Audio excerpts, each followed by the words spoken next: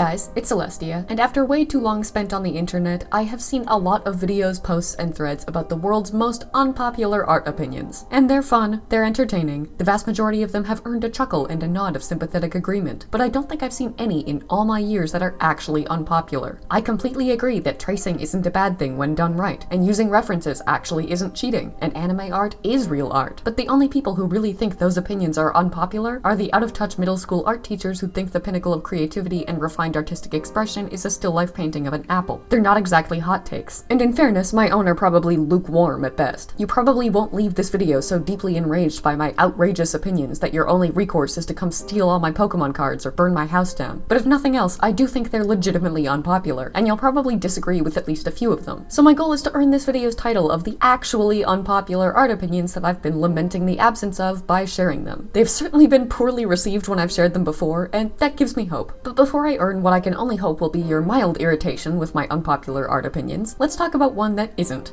Staying organized is one of the most important things for any artist to do, and most of us are really bad at it. Creativity is driven so heavily by passion and impulse, with new ideas for projects, concepts, and pieces popping up out of nowhere, and demanding our full attention before we're even finished drawing the ones before them. It's hard just to keep track of all the things you want to create, study, and practice, not to mention all of your inspirations, references, and goals. But with the sponsor of today's video, Milanote, you can finally be free of the stress of that disorganized artist life by organizing all of your ideas and resources in one place. Milanote is basically an online canvas, and it's designed to help you plan and organize all of your creative projects in a way that makes sense to you, either by starting with a blank canvas and making it your own, or using one of over 100 built-in templates tailored to the specific type of project you're working on. Over many months of using Milanote myself, I've created boards to plan my webcomic, my art book, my fashion zine, and pretty much every major project that I've started. But the one I use most is easily my general art planner. Not only was I able to customize it to match the Duchess Celestia brand and look sufficiently adorable, it's so versatile that it's become a hub for pretty much everything I need to make art and stay organized. Over here in the general section, I've created to-do lists for all of the most important things that I need to get done, broken down into specific categories. General, the miscellaneous art-related tasks that I keep procrastinating on, upcoming art, the pieces that I'm planning to make as soon as I get the chance, and projects, the specific things I need to work on for all of those creative projects that I mentioned before. What's even better is that with their mobile app, you can write down quick notes on the go too, so you never need to worry about forgetting a task or idea. And it syncs with your phone, which means that every time I remember something that I forgot was supposed to be on one of those to-do lists, or an idea for some upcoming art, it's right there the next time I open my board. Beside that, we have the reference section, where I keep everything from links to my favorite reference sources, to branding assets like color palettes and logos, and even specific mood boards of both illustration and photography inspirations. Not only were these incredibly easy to build and organize using some of Milanote's built-in templates, it was even easier to add to them after using the web clipper tool, an extension that allows you to add any image that you find online directly to your boards and subboards with just a few clicks, like this. Next, we had the Projects tab, where I organize all of the individual subboards I've made to plan all of the biggest things I'm working on at the moment, and keep what I need for each one organized and easily accessible. And finally, over here, we have my resources, where I keep a collection of links to the tools and supplies that I use most often in my work, both digital resources like brushes and textures, and physical ones like printer ink and sticker paper. With the ability to drag and drop everything you see here, draw directly on your boards like I have here, include images like these to add a personal touch, and so much more, there's no end to the creativity that you can express on Milanote, while also organizing all of your ideas however you want. You can even invite others to view or contribute to your boards, so whether you have a huge team working on a project or just a couple friends, it's quick and easy to let them participate in its development. And best of all, it's 100% free. No free trial, no subscription, just free creative organization forever, waiting for you to try out for yourselves, which you can, and you should. Sign up for a free Milanote account using the link in the description, and start your next creative project there today. Thank you so much to Milanote for sponsoring today's video, and please go check them out. Of all of my art opinions, its usefulness for artists is by far the least unpopular. The same, however, cannot be said for the rest. At least I hope not. That would kind of defeat the purpose of the video. I guess we'll see. Welcome to my top 10 most unpopular art opinions that I sincerely hope actually qualify as hot takes. Or at least warm takes. Microwaved leftover takes. Number 1, more detailed art does not mean better art. I don't mean that from a stylistic perspective, to be clear. Whether art looks better with more detail or less is purely subjective, and based on the viewers and artists' opinions on what elements of different art styles appeal to them more. I mean that the presence of a higher level of detail is not indicative of higher quality in a piece of art, nor does it make it look good if it's very detailed but still very fundamentally flawed in construction and composition. And I have that opinion because I didn't before, and it was a huge mistake. I used to aim to make my art better through detail alone, by drawing every strand of a character's hair, or every tiny fold in their clothing, or every shiny highlight in their eyes. And while I succeeded at adding that that detail, it didn't make my art look better. Drawing every strand of the character's hair didn't magically fix that my art demonstrated no understanding of how the shapes that made up hair existed in reality, because it didn't make the fact that I was drawing hair as straight, long pieces of paper rather than flowing, voluminous, dynamic clumps stop looking bad. Drawing every tiny fold in the subject's clothes didn't make it any less obvious that the folds themselves were wrong, because I wasn't properly considering the right points of tension. Adding 100 tiny highlights and screen layers to my character's eyes so they were sufficiently sparkly and pretty didn't make it look any less weird that the irises were too big or too close together, or the eyes themselves were placed based on incredibly flawed fundamental anatomy. My point is, you can spend as long as you want polishing copper, but you'll never turn it into gold. You'll just get very clean, shiny copper. And similarly, adding more detail to very flawed art isn't going to make it any less flawed. I could draw the same piece of hair like this and like this, and even though the second one is a lot simpler, it still looks a lot better than the first regardless of how detailed it is in comparison, because its basic fundamental construction below the detail is more accurate. Complexity does not mean quality, and focusing on making your art more detailed instead of making sure it's fundamentally correct isn't doing you any favors, in my opinion anyway, having done that myself for a long ass time and suffered the consequences. The second hot take is very related to that, and it's that being able to sketch well is way more important than being able to render well. The skills involved in sketching are, in my opinion, way more important to develop than the ones that you need for rendering. The ability to create a compelling composition, depict your subject with anatomical accuracy, pose them dynamically and fluidly, and establish shape and form. Without those skills that you build in sketching, you can't get the most, or anything sometimes, out of the skills that you develop during rendering. Color theory and understanding of light and shadow aren't going to help you create a beautiful illustration if your composition is awful and the character is riddled with anatomical inaccuracies. The lighting will be pretty and the colors will be wonderful, but if everything else is still incredibly flawed by comparison, the piece will still, in most cases, look flawed as a whole regardless. I would know that's a mistake I made for a very long time when I focused on rendering more than sketching for the better part of a decade. Sketching often will make you improve, in my opinion, faster than rendering and completing all of your sketches, because sketches are your foundation, and if you're building a house, it's better to be good at creating a strong, reliable foundation for it than decorating it. The interior decoration and general aesthetic isn't going to matter much if the house it's decorating collapses from a lack of structural integrity. Learning a really pretty rendering style isn't going to hide the fact that you didn't learn how to construct the character you're rendering first. And I'm not saying learn the fundamentals before you learn to stylize. I have a whole video about my problems with that advice. I'm saying if you're going to learn the fundamentals, I personally think there are some that are more important to learn way before others, because a lack of the skills developed in sketching makes art look worse than a lack of the skills developed in rendering. Ask Boston in 1919 what's more important to them, a structurally sound molasses tank, or a molasses tank with a new coat of paint that's about to flood the city in a way that's way less funny than it sounds. That might not be the best analogy in terms of extremity, but I've been rewatching Puppet History, I can't help it. Okay, hot take number 3. Loving art doesn't mean you should make it your job, and becoming a professional artist should stop being seen as the default endgame goal for anyone who takes art seriously. Wanting to make art all the time is what drives a lot of people to pursuing professional art, because doing so would allow them to. But they fail to realize that making it all the time professionally is very different than making it all the time for themselves. And while they may love the latter, they might sincerely hate the former. Making art your job because you love creating it might actually be the worst possible idea for you, because doing so usually doesn't involve almost any of the things that you actually love about it. Most people love art because they love expressing their own ideas in their own style to create their own pieces of work that they enjoy. And most job options for professional artists, aside from creators and comic artists, involve almost none of that. It's like becoming a baker because you like cookies. You'll be baking some really, really good cookies, but you're not gonna get to eat them. And if eating them was the only reason you liked baking them, and you don't like baking if you don't get to, you're not gonna like your job. It means primarily expressing other people's ideas in the exact way that they want them expressed, and not your own in the way that you'd prefer to express them with revisions upon revisions afterwards. Something a lot of people find deeply draining. And while you can still make your own personal art on the side, you could also be doing that on the side of a different day job that isn't art related. If you're ultimately not going to be able to do the things that you love about art in your art related job anyway, you should consider whether or not you really want an art related job at all, since it'll effectively be no different to you than any other day job in terms of what you get out of it. And if doing art as your day job ends up draining you of so much energy, creativity, and passion for art that you lose all desire to pursue it as a hobby afterwards, then all you're doing is sapping everything good and worthwhile out of something that you loved, when you could have just had the same amount of spare time to actually enjoy it if you'd worked a different job instead. Some people love different things about art and genuinely enjoy the creation of it alone and the contribution to the expression of any idea, theirs or not, and it probably wouldn't be draining for them to do it as a job. But whether or not you pursue art professionally should be based on that, on whether you still enjoy making it without the aspects of creation that are missing in a professional environment. We need to stop saying, oh, you love making art and you want to make it all the time? Become a professional artist, as if it's good advice for everyone, because in my opinion, it really isn't. It might even result in them losing their love for art and having no time to make it for themselves. You can take art seriously and study it and achieve the same level of skill as professionals without becoming a professional, and that might be the better option for some people that preserves their love for it rather than depleting it. Okay, now number 4 is an art take that I'm torn on, because it's not exactly unpopular so much as it's just really, really polarizing, with people either agreeing completely or disagreeing completely in relatively equal numbers. But I'm including it anyway because that still means at least half of you will probably disagree with me. You don't need talent to be an artist, and people who say they can't become one because they don't have it are either wrong or just looking for an excuse not to try. I did a video a long time ago discussing this, but long story short, I don't believe talent exists, at least not in the way that we've come to define it. I don't believe anyone is born good at anything, or that there are some things you have to be born good at to ever be good at. To me, skill at anything is a product of both nature and nurture. You may be born with certain aptitudes for particular skills, like a piano player with long fingers and excellent dexterity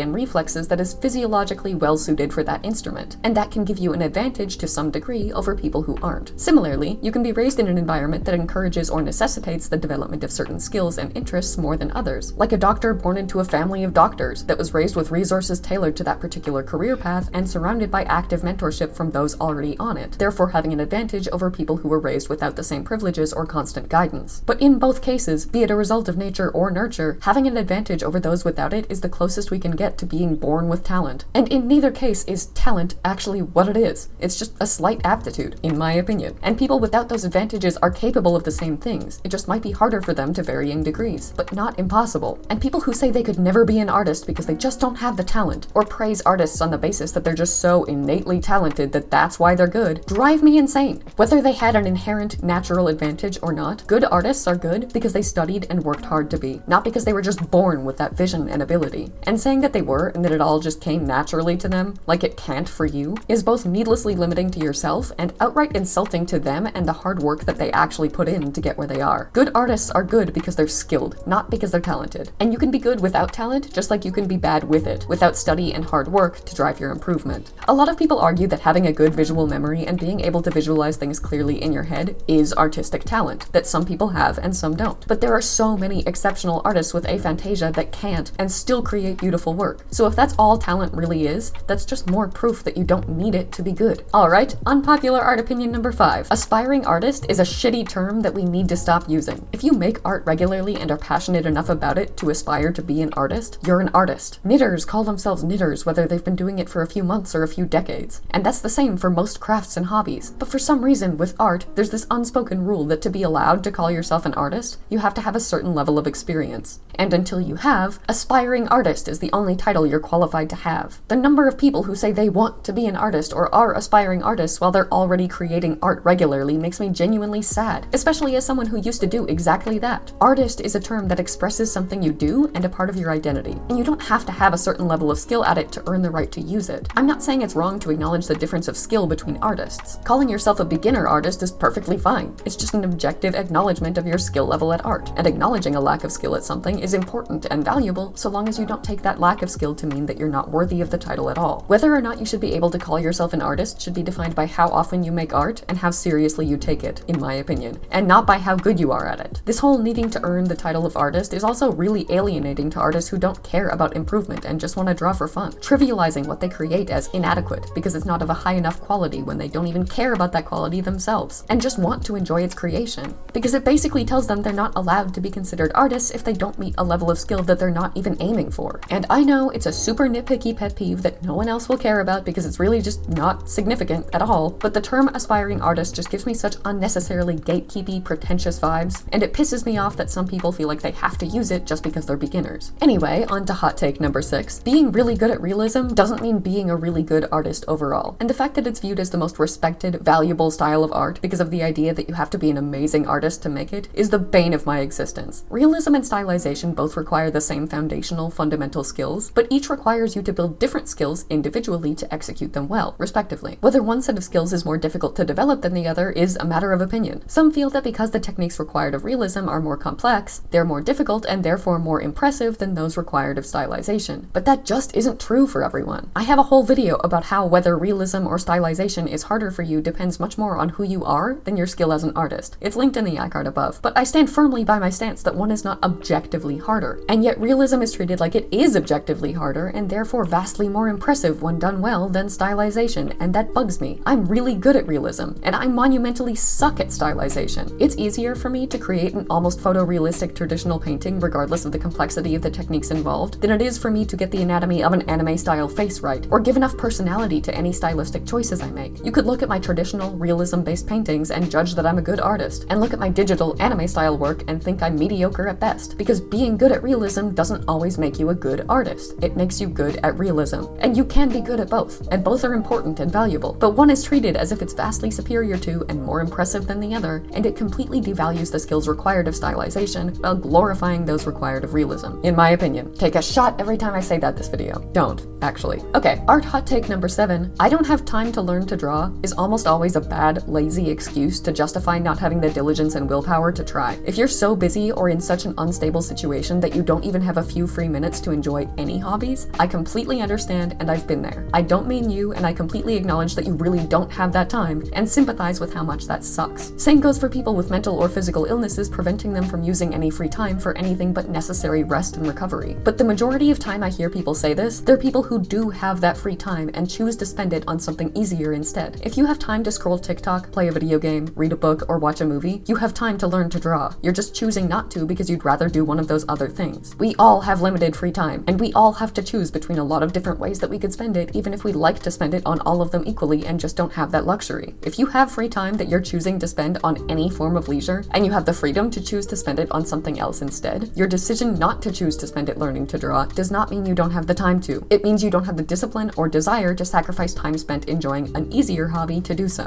If full-time workers and students with 10-hour workdays can find the time for art even if it means drawing while commuting or eating or taking breaks or instead of sleeping, and you claim that you can't because you don't want to give up your evening Overwatch session, I'm sorry, but that's just objectively not true. And it's kind of insulting to the rest of us who have spent a long time sacrificing everything else to make the time that you claim you don't have. But moving on, it's time for my 8th unpopular art opinion. Most people giving critique and constructive criticism online for free have little to no idea what they're talking about. I've seen so many comments telling people what's objectively wrong with their art that are just factually incorrect and based solely on their opinions and stylistic preferences, and are clearly not being given by people that are qualified or educated enough to do so. If you're not an expert on art yourself with a strong understanding of the fundamentals and an education informing it, be that formal or independent, I personally don't think you should be offering critique as if you're skilled or knowledgeable enough to do so accurately. If you don't know for sure that the things you're criticizing are objectively wrong, or that how you're telling them to fix it is objectively right, you are not qualified to be giving that critique, and you shouldn't be. If you're offering an opinion on whether or not you like the way they drew something or think it looks good, that's a different story altogether. I still think you should ask if they want that opinion before just giving it, but I don't think giving it is valueless or bad so long as you make it clear that it is just an opinion. But giving an opinion on what you think of art is very different than giving critique on what is fundamentally wrong with art, and most people who claim they're doing the latter online are actually just doing the former. And at this point, it happens so often that I honestly think everyone receiving critique from strangers online, solicited or not, should fact check for themselves whether or not it's even accurate at all, and rely much more on the input of actual educators to guide them. Anyway, my 9th art hot take is that having a generic art style or drawing generic subject matter isn't a bad thing. It's one of the most common insults that I hear about art styles, my own included. Oh, it's so boring and generic, it looks like every other piece of art in X style. But if the artist who drew it likes how every other piece in X style looks, why is it a bad thing that they made theirs look that way? If the things they find aesthetically pleasing are popular and therefore generic, are they somehow obligated to change their preferences and draw in a way that they don't like just to be unique? Yes, practically speaking, there are a lot of professional benefits to having a distinctive style as an independent artist. More recognizability and recognition, clients interested in hiring you because of your style alone, regardless of the job or subject matter, people buying your art because they can tell it's yours just from looking at it, and love it because of that more than anything else. But there are other environments in which professional artists will actually benefit more from having little to no distinctive art style, because their employers value versatility more than originality, like industry positions requiring you to match the existing style of the game or show that you're working on. If you're pursuing art professionally, there are options for you whether you want to develop a unique style or not. So even from a purely realistic, logical perspective, it's not a necessity to do so. And yet people continue to throw generic and bland at art styles they see a lot of as if that's a fundamentally bad thing for them to be, and I just don't get it. My art style is generic as hell, and it's not because I'm incapable of making it unique. It's because the elements of the classic anime art style and the modern manhwa style that make both of them popular and generic appeal to me, and I want to make art in a way that appeals to me, so I do. I like how they look, and I want to like the way my art looks, so I don't force myself to make art so different from them that it's unique, but doesn't look how I want it to, just to be original enough to please the internet. Generic art styles become generic because they're popular, and they become popular because a lot of people like how they look. And if you like how they look and want to use similar stylistic elements in your own work so that it looks similar, the fact that it might end up looking generic isn't, in my opinion, a bad thing. While I personally think disliking things just because they're popular and therefore generic is a joyless and dull existence to lead, it's absolutely your right to dislike them regardless. But saying an art style is objectively bad because it's generic is just dumb. You could argue that realism as a whole is generic, and it's been viewed as one of the most valuable and respected styles of art for centuries, whether you personally agree that it should be or not. Enjoying your own style based on your own preferences is way more important than making it different than everyone else's. And I'm sick of generic being a bad word. Just chill and let people make art they think is pretty. They don't need you to agree with them. Alright, it's time for my 10th art hot take, and this one might actually be the most unpopular opinion on this list by a significant margin. I don't think all AI art is bad. I don't think it's all soulless, valueless trash that looks terrible and has zero aesthetic value. I've seen a lot of AI art that I genuinely find beautiful, and the nonsensical and impossible nature of its inaccuracies can actually contribute a great deal to a whimsical and uncanny appearance that I actually find quite charming sometimes. I also don't think that the ability to generate images with AI is inherently a bad thing. I think it could have been an excellent tool for artists to use for thumbnailing and establishing very basic ideas and concepts that they're struggling to visualize, and for non-artists to communicate their ideas to artists so that they can bring them to life exactly how they want them to. I've had so many clients commission me and send me terrible stickman sketches of what they want their piece to be, just so that they can more clearly communicate what they're envisioning. And no matter how terrible those sketches were, they were always immensely helpful at giving me a better understanding of the concept and idea than just words ever could have been. Artificially generated images could have been a really effective way for them to do the same with more accuracy. I don't think this technology is worthless or evil, and I think it had a lot of incredibly promising potential uses, assisting artists rather than replacing them. I don't think AI art is trash. I think that the problem lies with the fact that all of the ways in which it isn't trash are owed to actual human artists whose work was used without permission and unapologetically exploited, and they get none of the credit for its strengths and successes, nor any of the profits generated from them. Everything good and valuable about artificially generated images comes from the human-made art that those models were trained on, and because it couldn't exist without it, I don't think it should be allowed to exist, having been created without those human artists' consent. I don't think there's nothing good, impressive, or useful to be found in AI art. I think that all of the good, impressive, useful things that can be found in it can only be found in it because human artists already made it and had their work stolen and reproduced to create it. I think a lot of AI art is gorgeous, and that makes me so much more upset about the fact that I can't appreciate or support it because every element that makes it gorgeous is plagiarized. I don't think the technology itself is the problem, aside from its massive and far too under-discussed environmental impact that's its own issue. I think the way humans are using it and how they created it in the first place are, and that makes it so much worse than if I did think it was all trash. Kind of like having to admit that that one girl bullying you in 9th grade is actually really pretty and charming. She's just also an asshole that's ruining your life. Not projecting at all. God, I do not miss grade school. Anyway, there we have my most unpopular art opinions. I have a lot more, so if you enjoyed these ones, let me know and I will happily make a continuation. I'm very good at being mad about stuff. For now though, please let me know in the comments if you agree with them or you want to fight me in the pit over how much you disagree, because those are usually the only two options and both are fair. Thank you for watching and I hope you enjoyed today's video. Special thank you as always to channel members Joseph Solomon, TC Pratt, Zelda Deverak 42, Haruki Saluzzo, King Good James, CP Lil Thing, Art of Amethyst Fable, Extinction Animation, Indy the Hedgehog, Kai the Memer, Jazz, and Mad Girls Arts, as well as patrons Batman, Kyle Lowe, Blue Swanson, Cora Fear, Jamisha Walker, Alengshi, Kim Yen, Crazy Asar, Gentong, Grayson Xavier, Blah Mage, TC Pratt, Finn, Celine Merriman, Ash, Aldrichia, The Stray Dog, Ulura, Greg Noble, Decagon, Jenny Chan, Catbus, Mac, Lucy Yamajiki, Selena Bibi, Pride A, Totally Shogun, Insomniac Sleep Schedule, Wing Tang Wong, Marie Greer, Potato, and Jazz, and I'll see you in the next one.